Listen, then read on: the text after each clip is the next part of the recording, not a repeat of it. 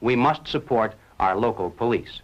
Nothing can be quite so damaging to police morale and efficiency as converting every arrest into a trial of the policeman instead of the criminal.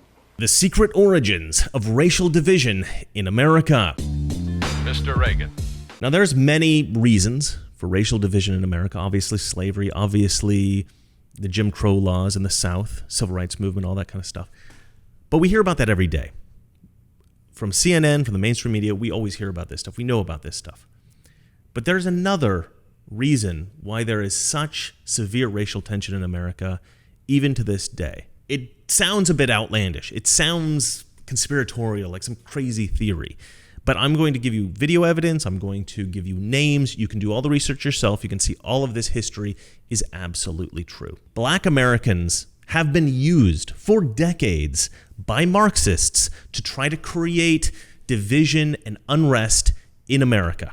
The reason that they're doing this is because the theory of the Marxists is that if you can utterly destroy a country, if you can raze it to the ground, absolutely obliterate it structurally and physically, then out of the ashes, you can create a new, beautiful Marxist utopia, right? So that is the idea of Marxists. That's the idea of communists, of socialists. And we are seeing the effects of that today. The marches in the streets, the Black Lives Matter movement, Antifa, these are all products of Marxist interference in America for decades. This is the culmination of all of those Marxist efforts. And I'm going to go through the detail of this history in this video. Political correctness is a disease that has infected too many institutions in America.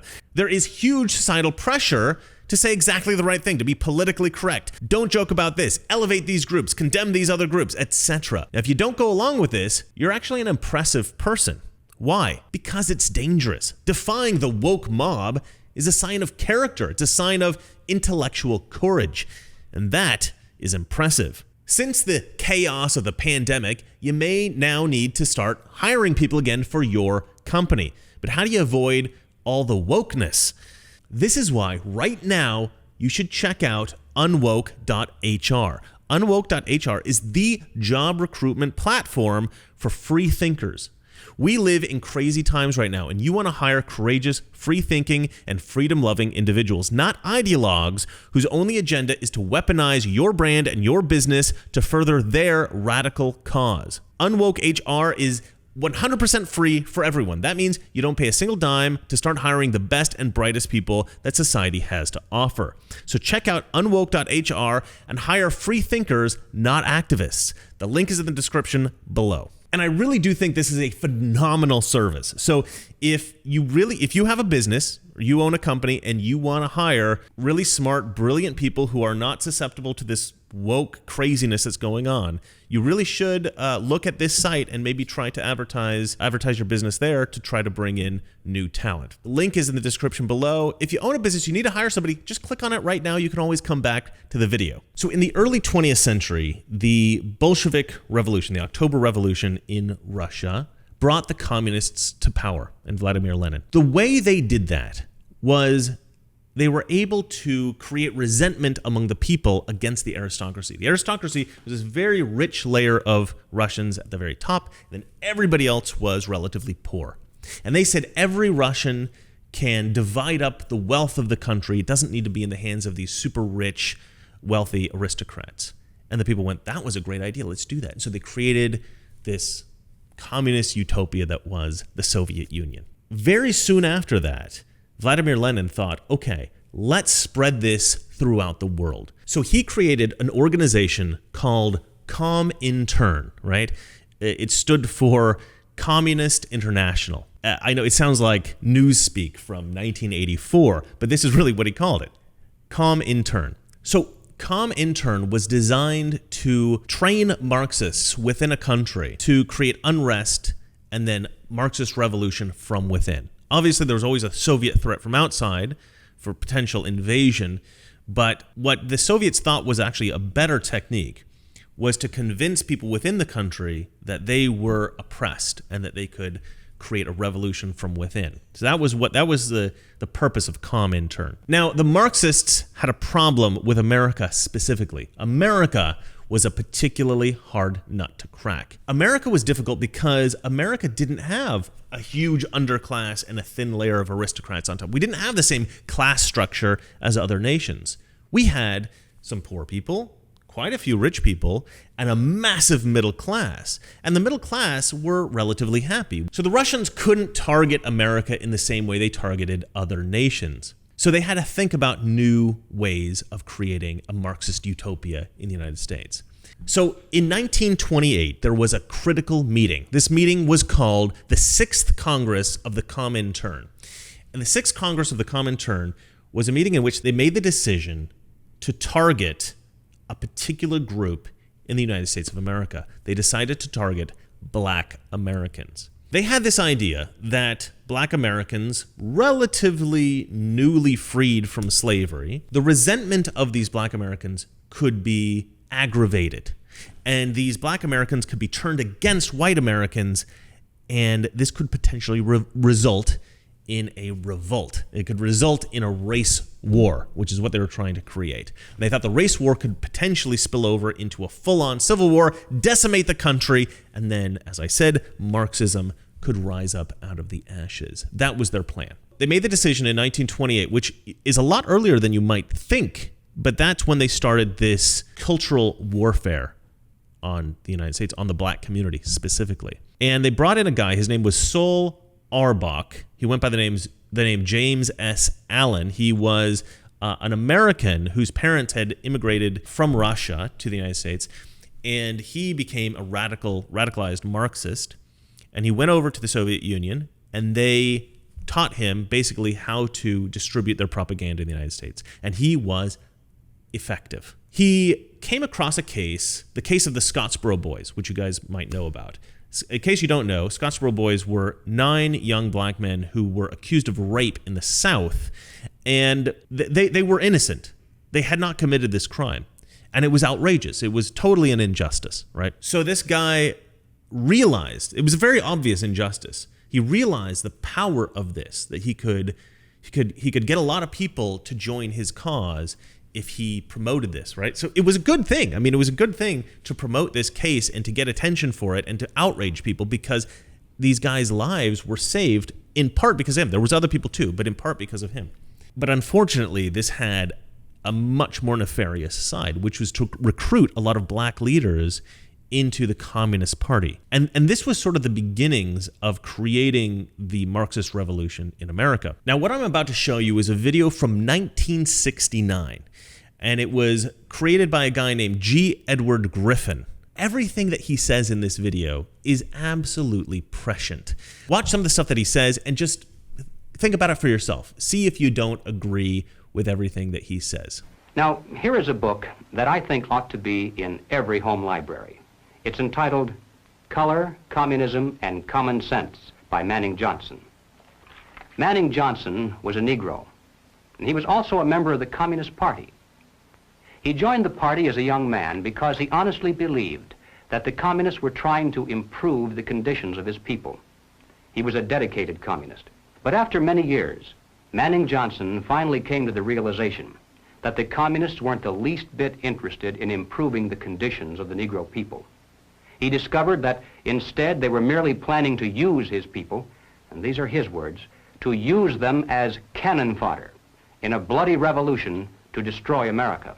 As early as 1928, the communists declared that the racial differences among our people constituted the weakest and most vulnerable point in our social fabric. By constantly probing and straining at this one spot, they calculated that eventually the cloth could be torn apart and that Americans could be divided, weakened, and perhaps even set against each other in open combat. We must not be led into placing the blame for the riots, the civil disorders, on the Negro people of our nation. Even those few who are promoting hatred and violence in the Black communities are not themselves the cause. They're merely being used by forces far bigger than they are to promote the violent phase of the revolution in America. Hoping to avoid further violence and bloodshed, the public is to be pressured into accepting measures that will move the country gradually and legally toward communism, but without calling it that. The strategy of the proletarian revolution calls for the quiet conversion of our government into a communist regime, but under the banner of socialism. The new program of the Communist Party on this subject has this to say. The term socialism describes but the first stage of a new society that in its full development is called communism. Socialism is a transitional stage. The building of socialism is the communist revolution in America. It represents the process whereby our country can be moved gradually toward communism without the people even being aware of it. They have one and only one solution for all problems: more government, and then more and more until it's total government. Total government is communism. We must not be fooled into thinking that the causes of our civil turmoil are such things as poverty, poor housing, lack of education, and similar social or economic factors. As a matter of fact, most of today's self-styled revolutionaries, black and white, come from good homes, could earn better than average incomes if they wanted to work. And in fact, they're products of some of the finest institutions of higher learning. We mustn't resort to violence either as a means of furthering political or social goals. And we must do everything humanly possible to discourage others from doing so. We must support our local police. Nothing can be quite so damaging to police morale and efficiency as converting every arrest into a trial of the policeman instead of the criminal. Now, in passing, ladies and gentlemen, you may have wondered why the Communist Party has been a staunch supporter of the drive to place a black studies curriculum into our high schools and colleges. Well, the reason becomes obvious the minute you take a look at the textbooks and the study guides. Under the guise of academic balance, these courses have become a brilliant device for conditioning young people to accept still one more part of the total program for revolution. We must discover the identity of those individuals, both above and below, who consciously are furthering the communist program for revolution, and then remove them from their positions of trust and leadership. Now, of course, the minute you begin to think along these lines, you'll become the target of a whole barrage of attacks. You'll be called a right-wing extremist, a fascist, or at least a dictator. Some years ago, I happened to attend a meeting where several anti-communist refugees from behind the Iron Curtain were called upon to relate their personal experiences. One of the refugees spoke up and he said, "You know, I came to America expecting to find a nation of free men, but instead, I find exactly the same thing. Everywhere I look, I see men and women who know that communists are making headway in this country. They know that something must be done and that someone must stand up to them. But they themselves do nothing. They remain silent because they're afraid that if they speak out or take a stand publicly, it'll be bad for business. They may lose a client. They may even lose their jobs. If communism should ever come to America, we'll face more death, destruction, and human suffering than any people in history has ever faced at the hands of their invading conquerors. It's literally a question of life and death for all of us. And it's about time the American people began to face up to that fact and to act accordingly. Thank you.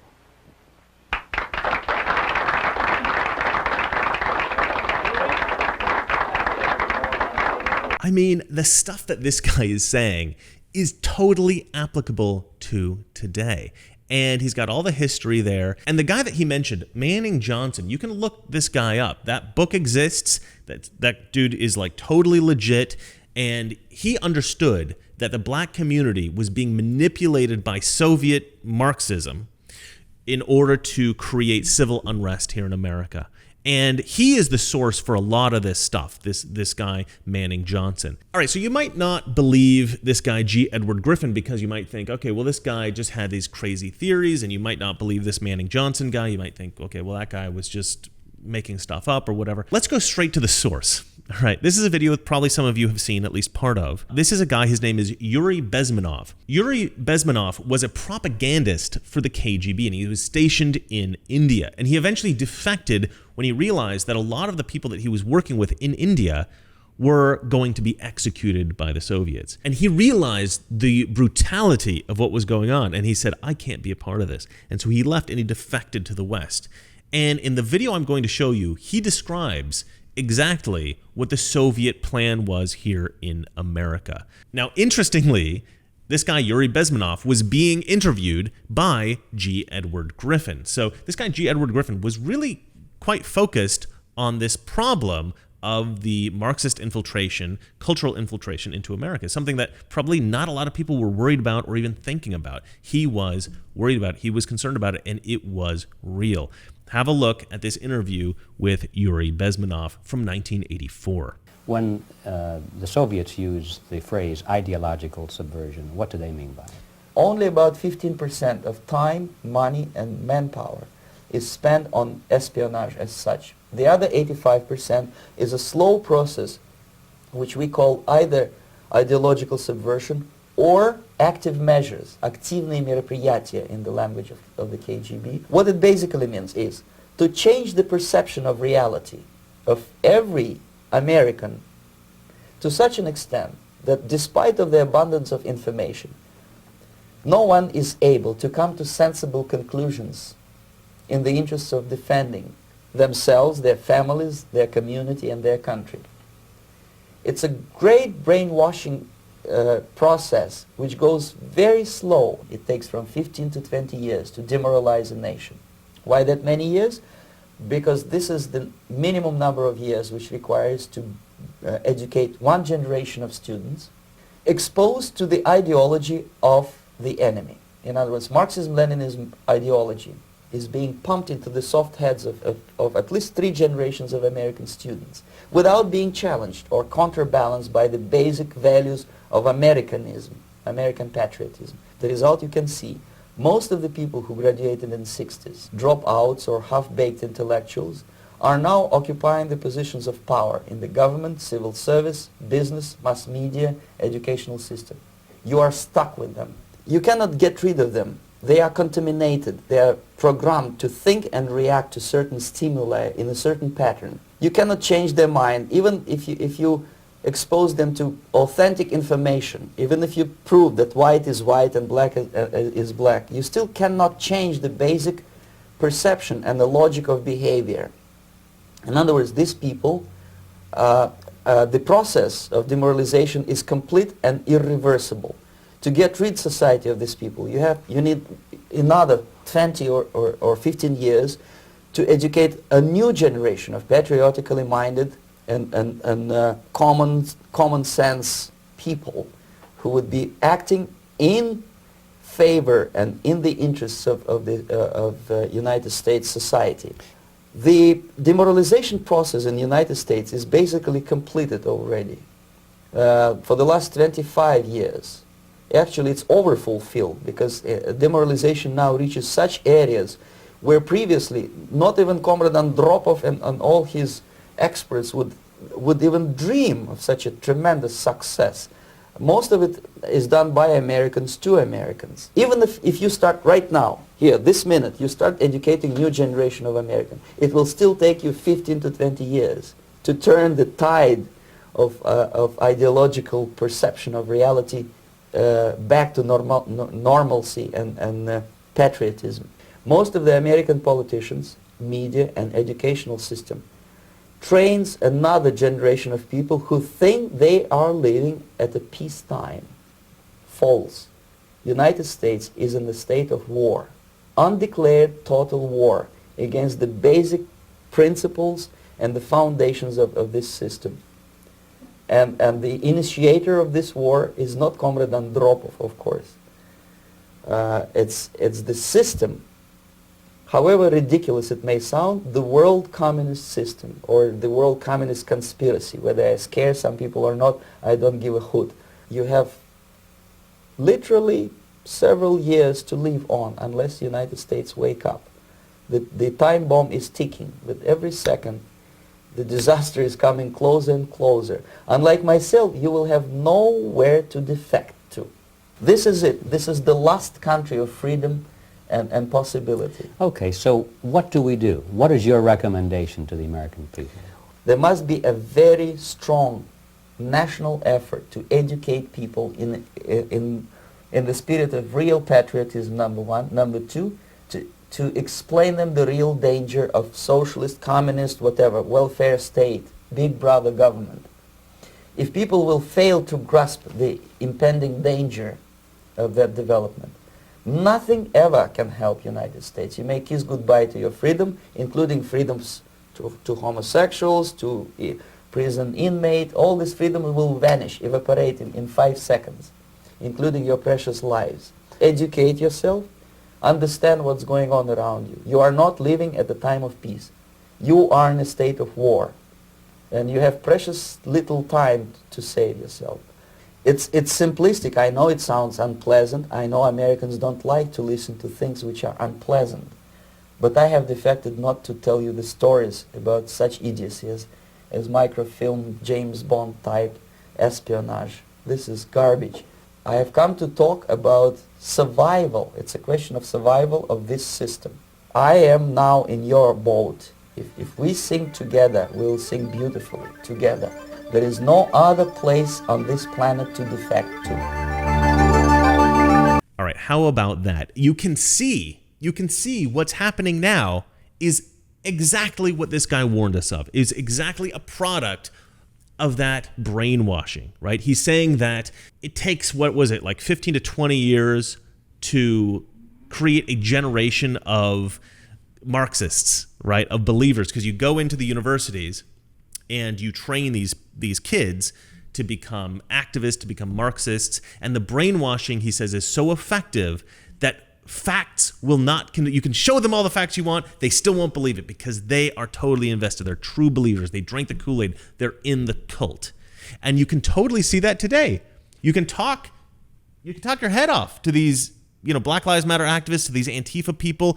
You can give them all the facts, logic, reason in the world, and they don't care. They are totally bought into these Marxist ideas. And the really insidious thing now is that these people, they don't even know that what they're doing is a product of Marxist propaganda.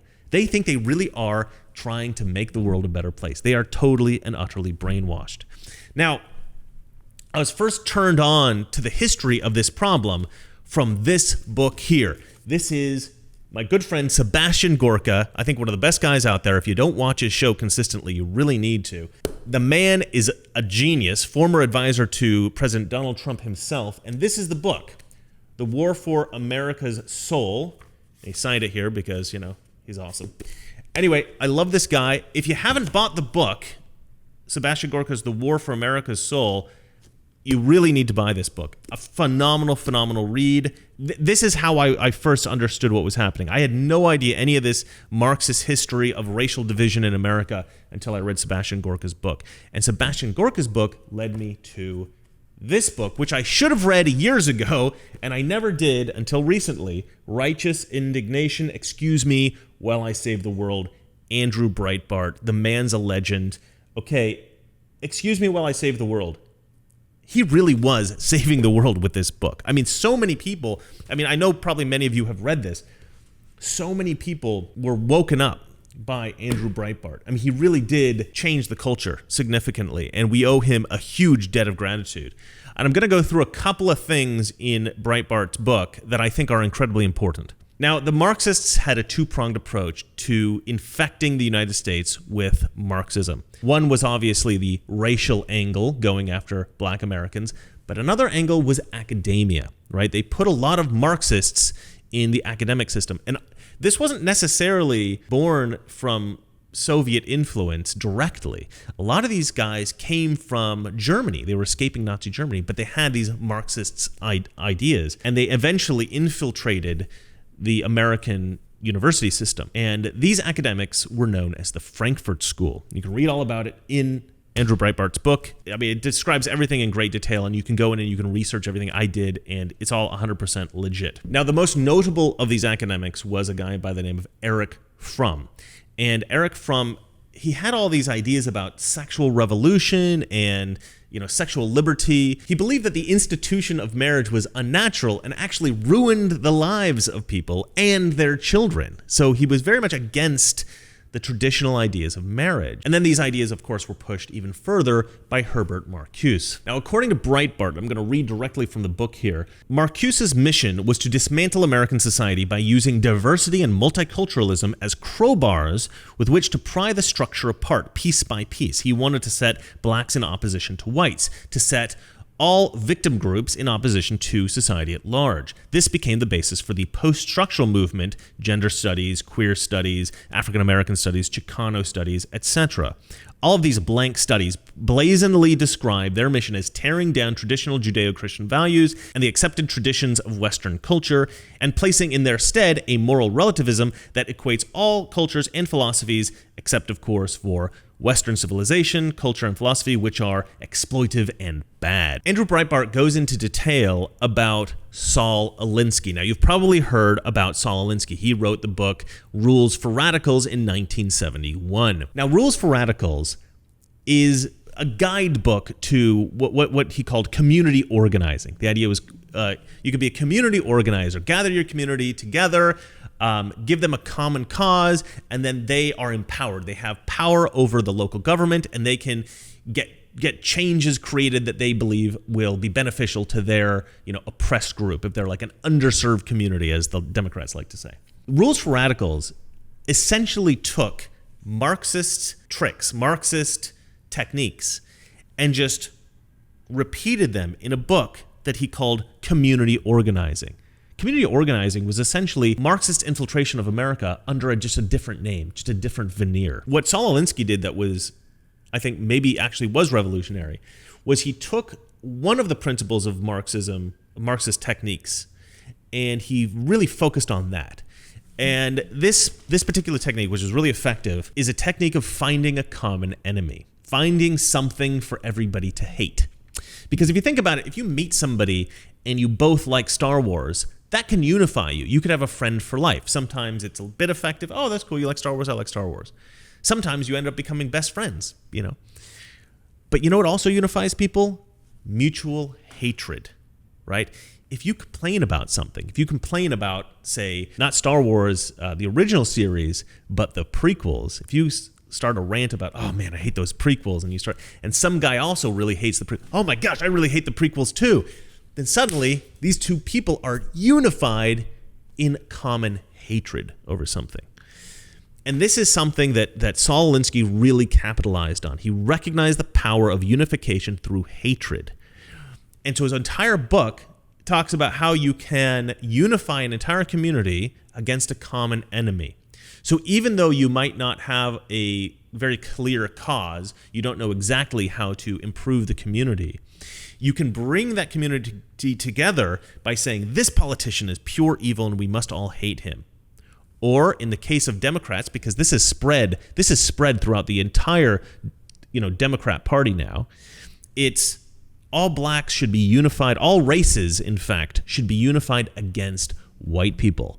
All women should be unified against men, right?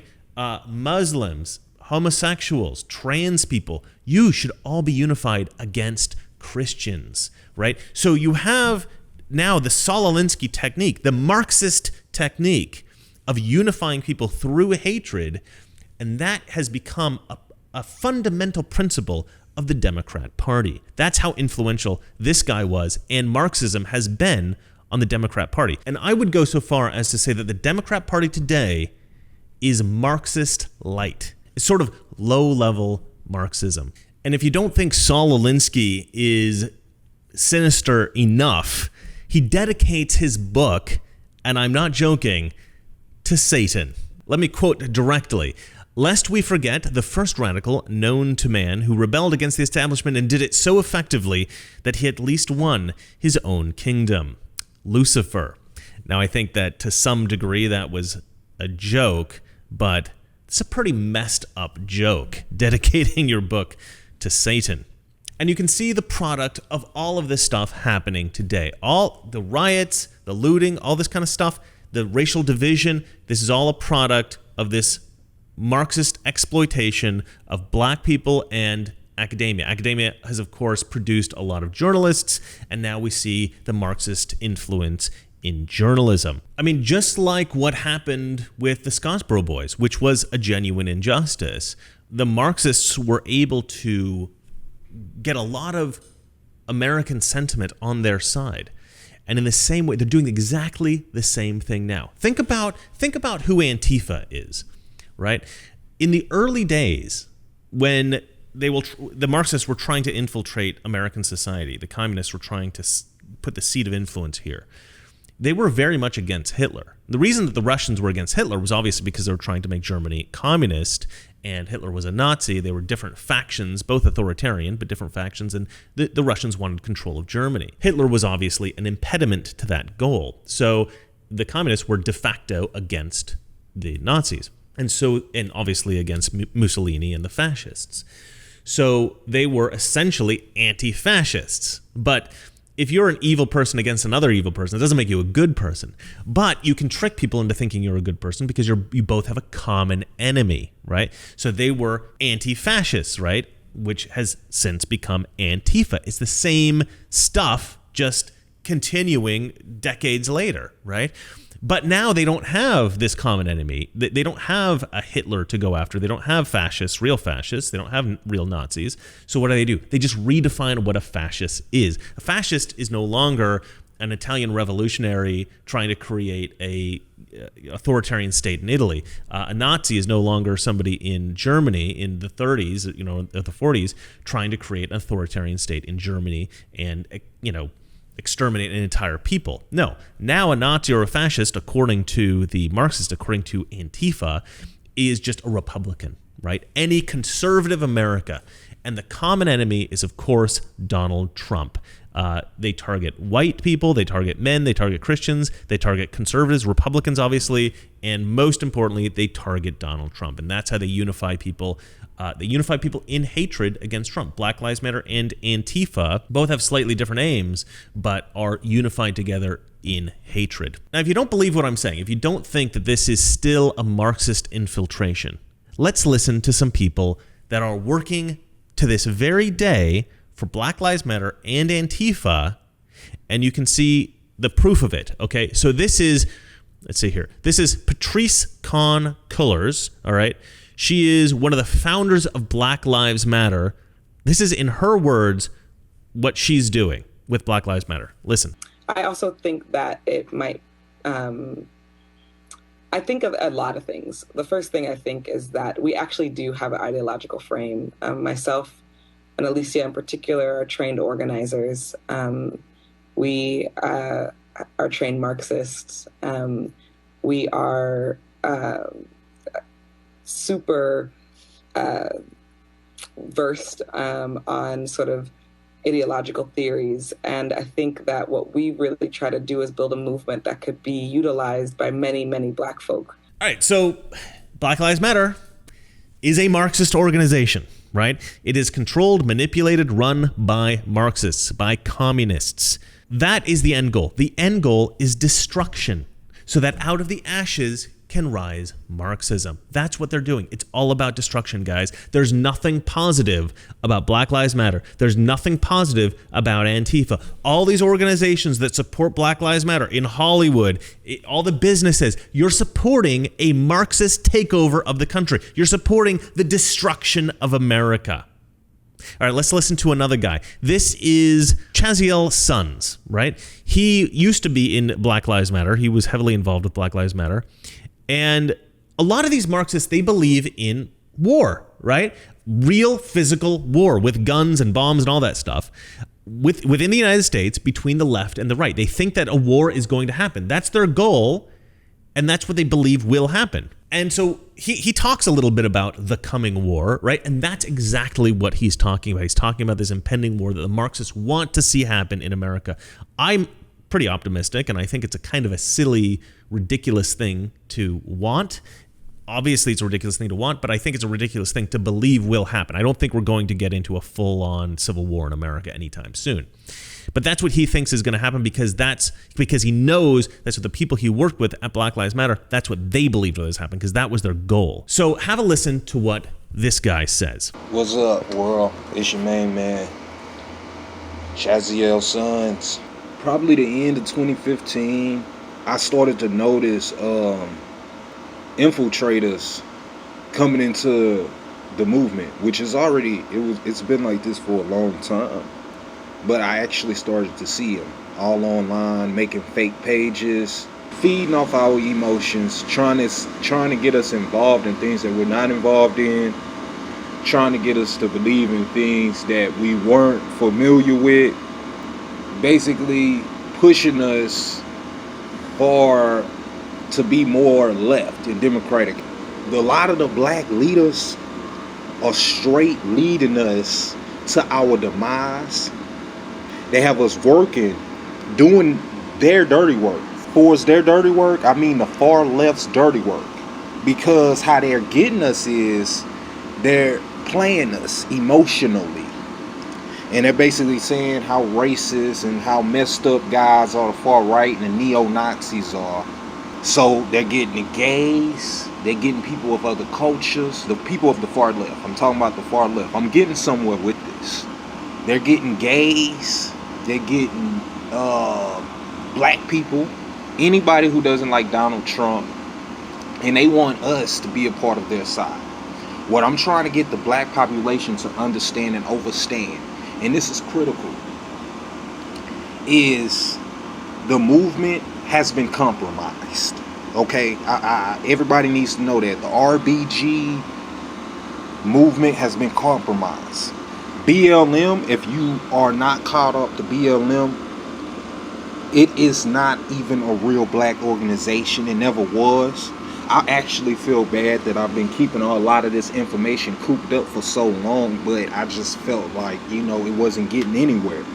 There is hidden powers who are controlling the narrative, and they're brainwashing you to feel a certain way about the system, about white people, about every race, and about yourselves. Do not let these beasts, do not let these evil people do this. And I'm not talking about any particular race, man. You got black people, man. Like I said, the movement has been compromised. There is no black RBG movement. If you were claiming BLM, you a real sad motherfucker. This is all a big setup. It's huge propaganda. The biggest propaganda. The people on the left are using us. The Democratic Party are using black people to fight their war with Antifa, with it's getting very, very deep. If you don't know who Antifa is, look Antifa up. Basically a terrorist group, but they're basically like a militant group, and they're anti-fascist. That's what Antifa stands for. It stands for anti-fascist. And the media is downplaying this group. They're not telling people about this group. And what they want to do is they want to take the guns away from the people on the far right. Their whole plan is to even a playing field, because the people on the far right, they deal with guns. They have all the guns. And right now, as it stands, the people on the left are set to get slaughtered. That's why they're pushing gun laws. You think I'm a big Trump fan? No. I'm just letting y'all know. I'm just giving the information as I get it. In Las Vegas, that country music show or whatever in Las Vegas, it was pretty much all white people. That was a direct hit. That was a direct hit from the left party. I don't know if you can say Antifa did it, but it was a direct hit from the left going against the right. What I want black people, my people, to understand is don't get involved in something that has nothing to do with y'all. As much as you feel however you feel about the right, they are straightforward. The people on the left are lying to you and trying to get you to do their dirty work and get slaughtered. And they're going to use you, and emotionally they're going to get you attached to their little movement, Antifa and all this bullshit. So as you can see, these Marxists, and most of the intellectual Marxists, the ones that are driving this, they're mostly white people, right? So the Black Lives Matter folks who are organizing and running things and really passionate activists, they're being manipulated by white socialists, right? If you're black and you're a leftist and you're voting Democrat, you are being used by cultural Marxists to try to destroy America. That is their goal, okay? And look what's happened to the black community in America, right? There's all this speculation, and I've been thinking about this for quite a long time. Why is the black community how it is? Why do they have so much resentment? And I blame a lot of it on racism against white people. But where does that racism come from? And we've kind of gone through it here. It comes from this Marxist influence to try to poke and prod at the wound that is racial division and inflame it, make it worse. But the Marxist infiltration into black culture is much more sinister and has been much more effective than you might think. I would go so far as to say that black culture in America has been a successful test case of cultural Marxism here in this country. Consider this. Consider how many abortion clinics exist in black communities. Consider how single black mothers essentially get paid by the state for being a single black mother. There are so many incentives to dissolve the traditional nuclear family in the black community. There is this idea of the black male not staying with the woman that he has impregnated and had a child with, right? That's why they have terms like baby daddy. Instead of father, they use the term baby daddy. They didn't invent a new term because it was such a ubiquitous problem of black men impregnating women and then leaving them with the child, right? And there was this message within cultural Marxism for decades, which was sexual liberation, sexual freedom, and the nuclear family is corrupt. And they were effective in getting that message into the black community. And now look at the result, right? So many single mothers, so many children growing up without fathers. And what is the result? Is it a positive result? I think pretty obviously not. But it's not just cultural, it's also economic. Not only do they accept welfare as a possible way of life, but they fight for welfare. There was a video, I don't remember when it was, I'll try to find it, but I don't know if I can, of a guy screaming at the camera that the government had better not take away his welfare checks because his mom needs Fruit Loops. There was like this really weird video many years ago. What up? Keep that macaroni. Y'all know what's up. Let's get it. I go to war with who the I want to, but I really want to go to war with Donald Trump because Donald Trump trying to take food stamps from my mom, and that's all she got. Bitch ass. Look, long as the government let us keep food stamps in Sherwood, we gonna be good. But the first time pass a law talking about he taking Louisiana Purchase, gonna get ugly. It's gonna go down, and I'm talking about all the way down. You gotta understand, baby, them children love Fruit Loops. They love that. So if you take that, it's coming with the madness. What y'all need to do is tag Donald Trump and let him know it's up over here. We won't war. We gonna declare war. We got them drums and grenades, but I'm scared to throw them. But there's this kind of aggression in America, in some parts of the black community, some black people, that welfare is their right. They have to have it. They must have it. There is this dependency that's been created in the black community on the state, a dependency on the state, right? And you really don't get more Marxist than that. The people are utterly dependent on the state. The people don't need the nuclear family anymore because they have the state to take care of them.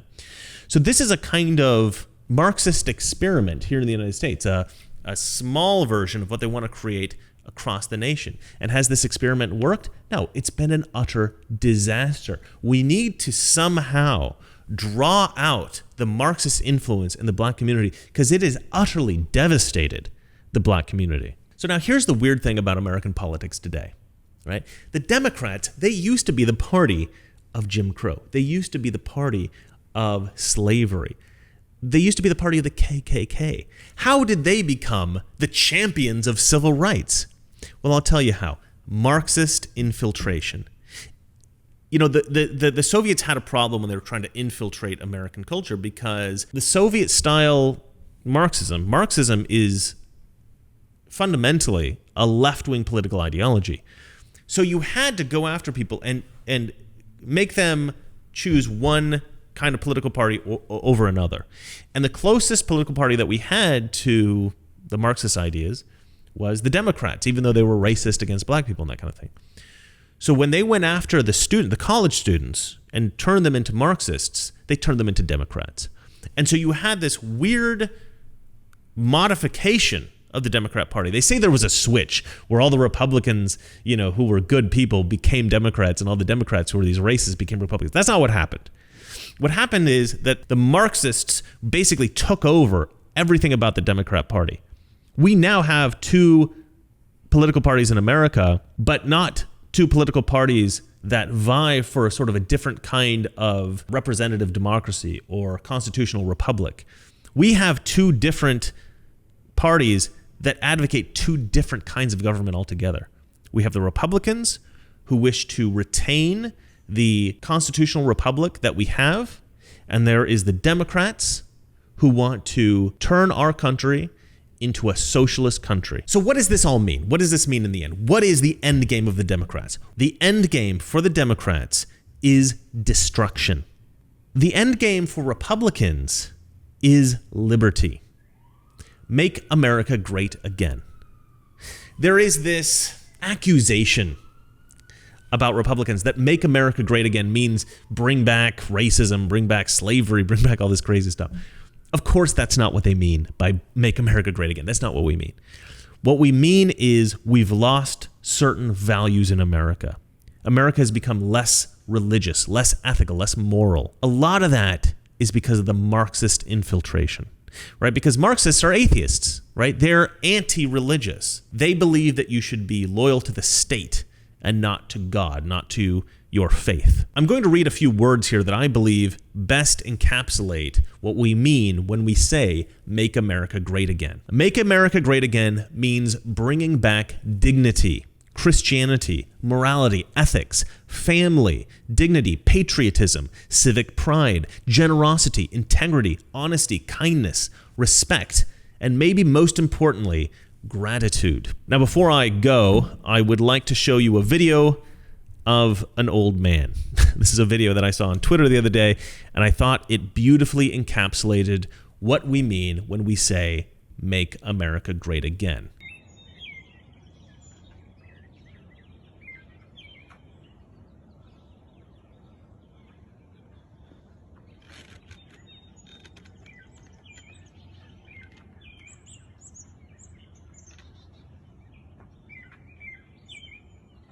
All right, well, that's it for me. And remember, it's not that our liberal friends are ignorant. It's just they know so much that isn't so. Good night. Not too long ago, two friends of mine were talking to a Cuban refugee. And in the midst of his story, one of my friends turned to the other and said, "We don't know how lucky we are." And the Cuban stopped and said, "How lucky you are. I had some place to escape to." And in that sentence, he told us the entire story. If we lose freedom here, there's no place to escape to. This is the last stand on earth.